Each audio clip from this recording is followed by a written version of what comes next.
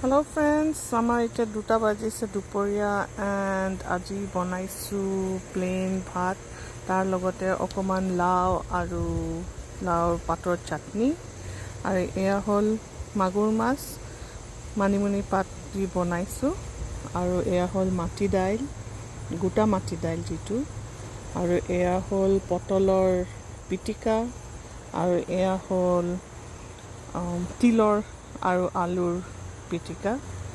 তো আজি দুপৰীয়া সাজ এইখন আমাৰ দুপৰীয়া সাজ সজাই থৈছোঁ, দেখিবলৈ ভাল লাগিছেনে? আৰু এই লাও পাতৰ চাটনি আৰু মাগুৰ মাছৰ মানিমুনি পাত দি বনোৱা ৰেচিপি আহি আছে অতি জল্দি, আপোনালোক চাবলৈ নাপাহৰিব। তেতিয়ালৈকে সকলো take care and be safe. Bye by.